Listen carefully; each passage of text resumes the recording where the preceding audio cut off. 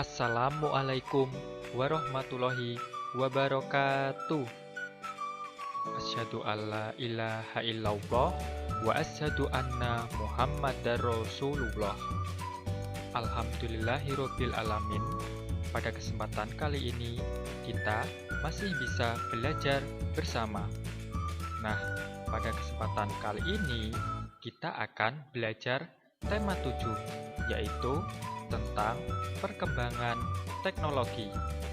Subtema 1, perkembangan teknologi produksi pangan.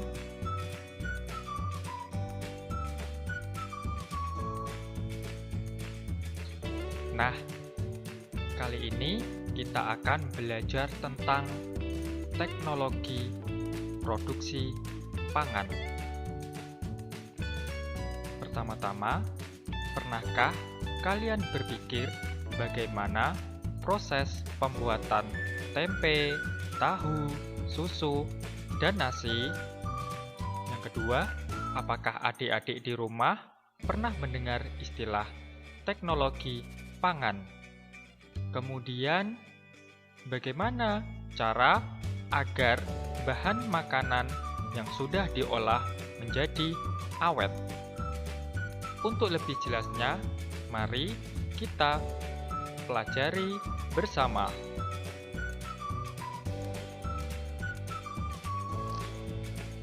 Nah, coba kalian perhatikan gambar berikut ini. Di sini ada gambar keju, kemudian nasi, dan tempe. Indonesia kaya akan sumber alam. Di antaranya adalah sumber daya alam berupa tumbuhan. Berbagai jenis tumbuhan dibudidayakan akan menghasilkan produk-produk pertanian yang bermanfaat, misalnya sebagai bahan makanan. Pertanyaannya, apakah kalian tahu keju itu berasal dari apa? Kemudian bagaimana proses cara membuat tempe dan nasi?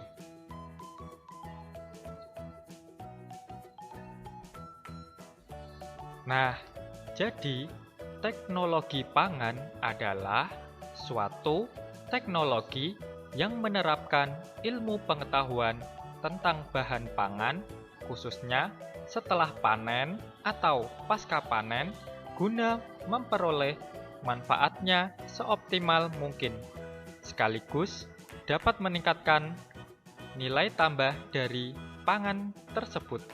Perhatikan contoh gambar berikut ini. Di bawah ini adalah tahapan proses kegiatan memanen jagung. Bagaimana setelah panen, kemudian jagung tersebut diolah menjadi tepung. Setelah menjadi tepung, tepung tersebut dikemas atau packing. Setelah packing, produk-produk tersebut disimpan di dalam gudang. Kemudian, agar tepung jagung tersebut memiliki nilai tambah, maka salah satu caranya yaitu dibuat sebagai bahan membuat mie. Misalnya, ada produk bijak atau bihun jagung.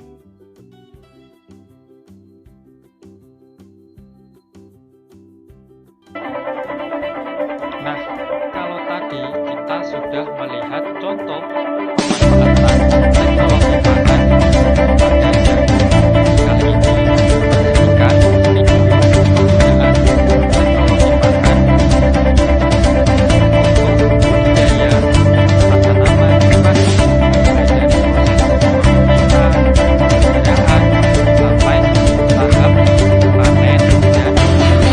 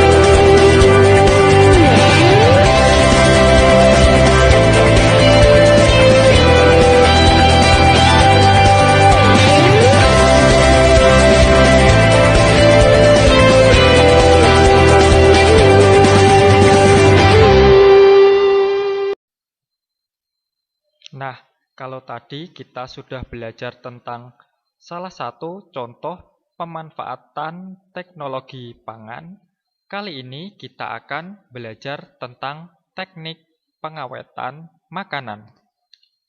Yang pertama, pengalengan. Kalian pastinya sudah tidak asing lagi dengan teknik pengawetan makanan dengan cara dikalengkan. Pengalengan ini bisa membuat makanan tahan hingga bertahun-tahun lamanya. Awalnya, pengalengan makanan ditujukan agar para tentara yang sedang berperang tidak akan kehabisan stok makanan. Teknik pengalengan menggabungkan teknik kimia dan fisika karena harus ditambahkan zat-zat pengawet. Jenis makanan yang banyak dikalengkan adalah daging olahan, ikan, susu, teh, dan sebagainya.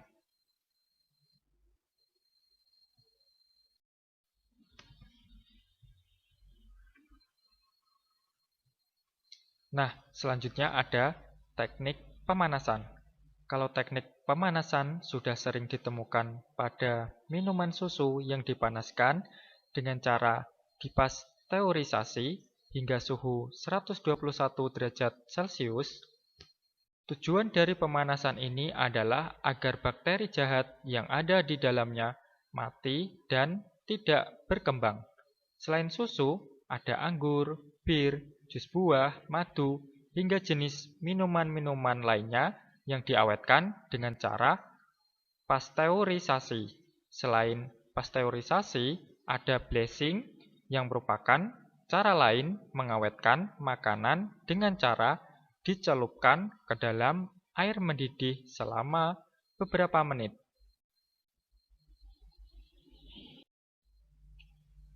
Selanjutnya ada teknik pemanisan.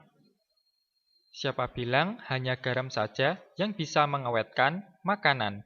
Gula juga bisa mengawetkan makanan. Karena gula mengandung kadar konsentrasi 40% untuk menurunkan kadar mikroorganisme. Beberapa makanan yang bisa diawetkan dengan cara pemanisan adalah susu, kopi, hingga buah-buahan yang sering dijuluki dengan nama manisan buah. Selanjutnya ada teknik pendinginan. Teknik pengawetan yang satu ini sudah pasti sering digunakan, karena kalian bisa menggunakan lemari es di rumah. Tapi beda jenis makanan, beda pula suhu yang digunakan untuk mendinginkan makanan. Untuk daging mentah, kalian wajib meletakkannya dalam freezer yang punya suhu di bawah 0 derajat, agar bakteri dan kuman yang ada di dalamnya tidak berkembang. Sedangkan untuk sayuran, telur, dan buah-buahan, kalian cukup menyimpannya di kulkas biasa. Cara ini bisa menjaga makanan awet hingga 1 sampai 3 minggu. Kemudian ada lagi teknik pengasapan. Teknik pengasapan dilakukan dengan cara meletakkan makanan di dalam sebuah wadah lalu diasapi dari bawah.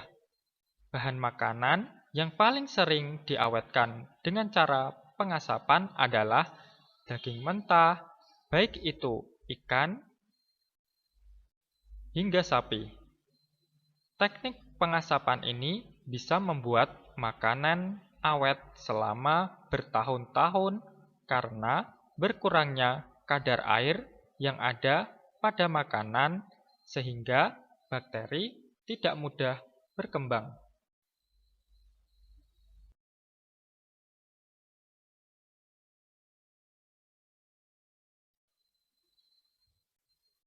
Selanjutnya, pengasinan. Teknik pengasinan dikenal di Indonesia sebagai cara untuk mengawetkan ikan. Cara mengawetkan makanan dengan teknik pengasinan sangat mudah dilakukan, karena hanya memerlukan garam saja. Garam ternyata memiliki kandungan zat yang bisa membantu menghambat mikroorganisme penyebab pembusukan makanan. Selain ikan, ada makanan lain yang sering diasinkan, seperti sayuran kimchi, buah, serta telur. Nah, sekarang kalian sudah tahu kan teknik pengawetan apa saja yang sering digunakan pada makanan.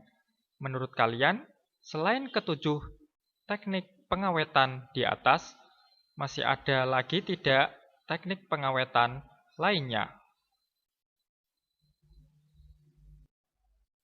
Nah, demikian materi tentang teknologi pangan.